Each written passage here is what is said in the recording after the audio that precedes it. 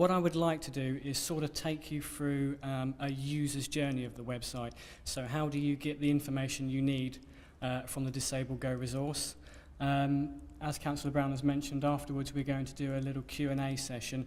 So if you do have any questions, if you could wait until I've finished my slides, and then we'll take questions from the floor. And then what I'd like to do afterwards, if anybody wants to have a look at the guide themselves or come and have a look, see what's on there. We've got a couple of laptops here, and we're on the Wi-Fi, so we can show you a bit more about the guide, because obviously there's so much to talk about, I can't really fit it into one sort of presentation.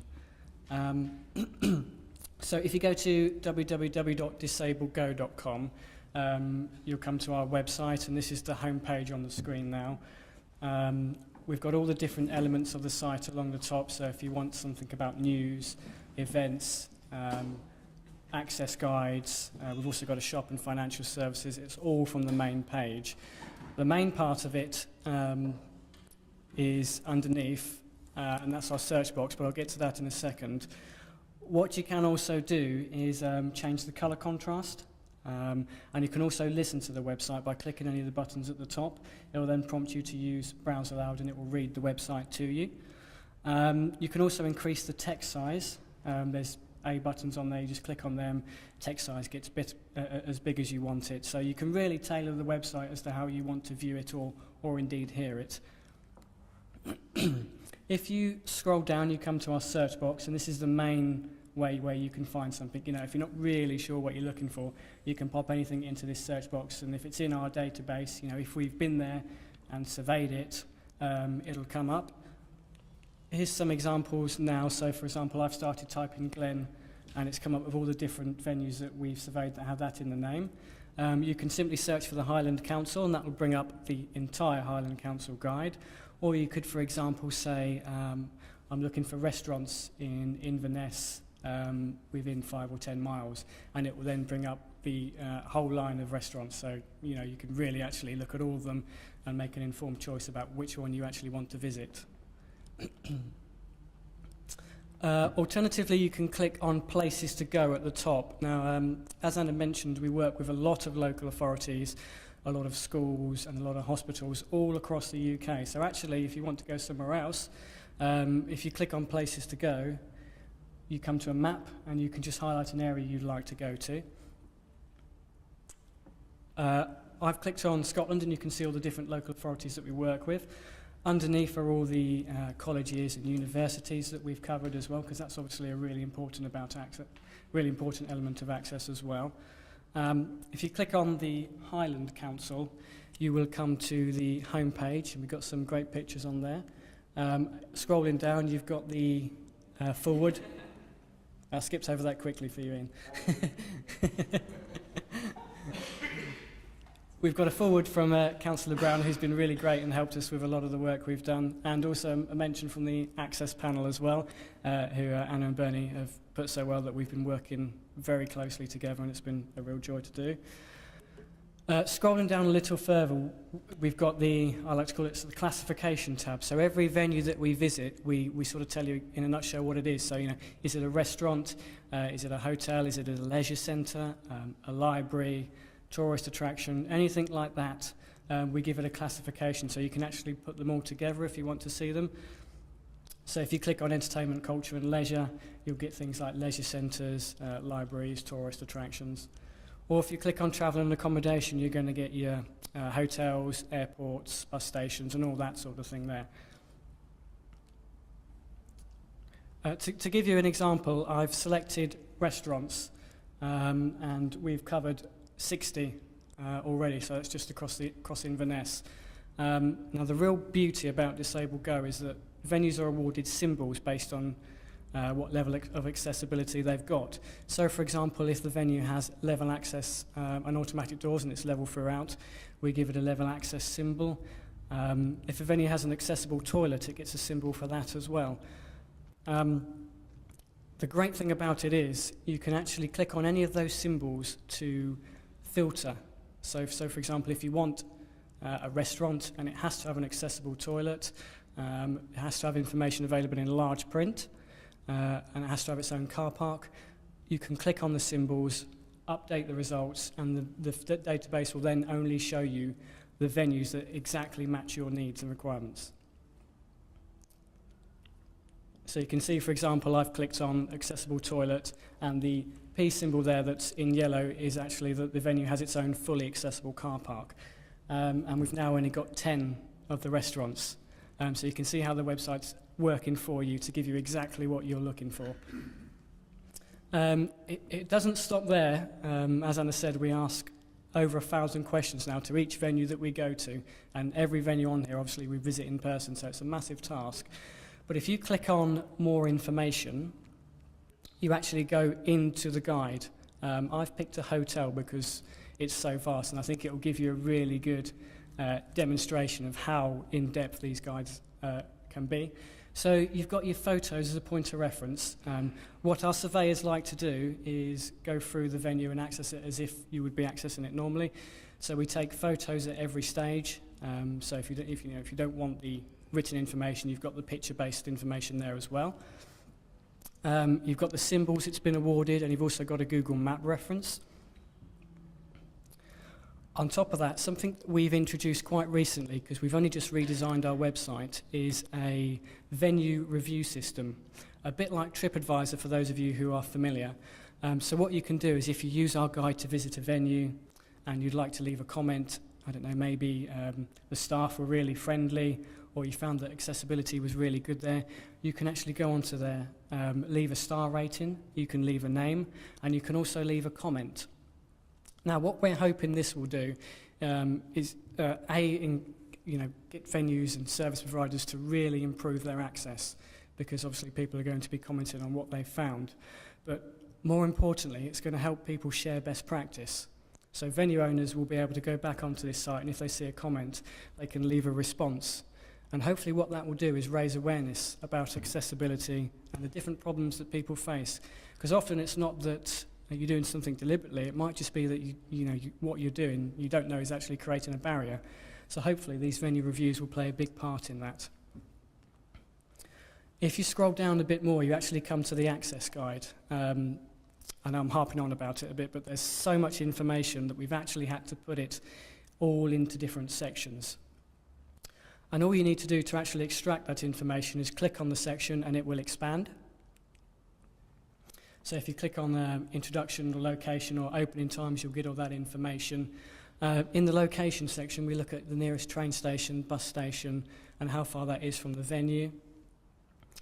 The parking, obviously we take pictures, but we'll tell you how many bays there are, how many accessible bays there are. We also measure the bays, tell you what the surface is like, so if you're a wheelchair user, you know what to expect when you get there. Are there any dropped curbs, and how far is the car park from the venue as well? We cover all the different entrances, so if it's got multiple entrances, we'll do one for each. We tell you how the doors operate, how wide are the doors, so if you're in a wheelchair, can you get through the doors? What are the doors like, so are they glass, and is the contrast good? How are they operated? Is it push pad? Do they pull towards you? Are they heavy? All that sort of information. When you get into the venue, we'll cover where the reception is. So we look at things like lighting, sound. So does the venue play background music? How loud is that music? What's the lighting levels like? If there's a reception desk, is there a lowered section? Is there a hearing loop available? And more importantly, do the staff actually know how to use that hearing loop? Because that's often the case. They'll have the symbol there, but nobody knows how it works. I've chosen a hotel because obviously this one's got accessible rooms, and I wanted to show you the level of detail that we go into. Really, it's something you need to look at yourself to appreciate how vast it is. But we cover things like what type of accessible rooms there are, because there might be more than one. So, is there a wheel-in shower? What sort of aids and adaptations are in each individual room? So you can see we've got things like, where are the rooms located? Is the ensuite, is it accessible? So what's in there when you get there? Some of the rooms are slightly different, so some will have a bath and a shower, some will only have a wheel-in shower, but we've covered all that for you. And also onto the signage. So is the signage clear? Are there pull cords? And also, what's the lighting levels like, and can they be changed? If there is a level change in the venue, so if there are steps or a lift, we will cover that. If there's steps, we will count all the stairs, tell you how wide they are, tell you if there are handrails present, what's the contrast like. If there is a lift, we'll do its own section for it. So we look at things like how do you get to the lift, what floors can you access from the lift, how wide are the doors, is there a mirror to aid reversing if you're using a wheelchair, are the announcements audible, are there any tactile markings, all that sort of information. This venue also has a restaurant, so we will cover that. We'll tell you what the lighting level is like, whether the information is available in large print, whether the staff receive any disability awareness training, which is really important as well. But also, is the furniture, can you move the tables and chairs? So if you've got a large party and some are wheelchair users, can you move the furniture about so that it can be more accommodating? It's all covered here. If there's a standard toilet, we will cover that and tell you how you go about accessing it. When we come to the accessible toilet section, now this is probably the most comprehensive section that we cover. We currently ask just a little over 200 questions in each toilet. So if a venue has several, it's quite fun to actually send a surveyor there because they do have a go at me sometimes. I think when we did at Wembley Stadium when it was first built, they've got about 10, 15. I think it took him 2 days just to do the toilets. So it's really vast. So much so we've had to split it up into even more sections. So we've got things like the location, so how do you actually access them? Is that on a level access? Do you need a key? And if you do need a key, actually who do you need to go to get the key? The position of fixtures and fittings, so actually when you get to the toilet, what's in there? Anna mentioned earlier the transfer space. What side is the transfer space on? Does it have a sink, a table to put down all your belongings on? The taps, how are they operated? If you've got arthritis, are you actually going to be able to operate them? Is there a mixer tap? Is there a pull cord? So all that sort of information. Right down again to the colour contrast as well. So, are the handrails, grab rails, transfer rails, are they different contrasts to the wall and the floor? So actually, can you make out where they are? We also cover things like baby change because actually accessibility is for everybody really. So if you've got a young family, you might need to know about the baby change facilities and whereabouts they are. That's an access guide in a nutshell. I hope you can get a really good picture from that as to how much detail we go into. As I say, in most cases we ask over 1,000 questions, and these questions have been developed in constant consultation with disability groups. We don't stop there. I go out and meet all over the country with different disability groups to see if we can ask any more questions to make sure that we're covering anything. So the template and Disable Go will never stand still. We'll always be trying to grow and improve and incorporate everything you might need. I just wanted to show you some of the other things that are on our website. So we've also got an online shop that sells various different mobility products, independent living solutions. I'm told there's about 900 products on there at the moment. I haven't been through them all because that would take a long while, but it's on there. You just need to click on shop and you can get to it. That's just an example of the type of products that are on there.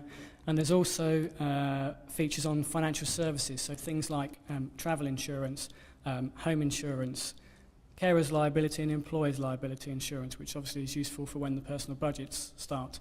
But we've partnered with a company that specialises in insurance for people with disabilities and older people. So if you're looking for that sort of thing, you can get it all on Disable Go whilst you're looking at different venues you'd like to visit. As Anna and Bernie have mentioned, the access guide will not stand still now. There's lots of interesting steps that we need to go through. What I'm going to be doing from next week is working out where we need to integrate all of our information, because we don't just want it on Disable Go, we want it on all different resources. So we're looking at the Highland Council, Visit Scotland, Visit Loch Ness, all that sort of thing. So I've got a spreadsheet ready with links, and what I'm going to do is send it to all the relevant officers, and we're going to drop in Disable Go links so that people can find it more easier. We've also got consultation events. We'll do 2 every year. So what's really important is everybody sort of keeps me in the loop in terms of what events are coming up. So if there's an event that you think, oh, it'd be really good for Disabled Go to come to that and spread the word about the service, let me know and we'll see what we can do with that.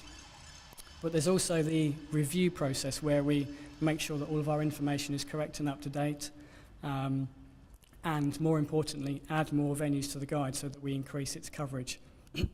I know that the city of Inverness and the surrounding areas are going through a lot of change. There's going to be lots of developments coming, but that's why Disabled Go is so important, because we will come back and pick that all up so that, you know, it's correct, relevant, up to date, and it's the access guide that the city deserves.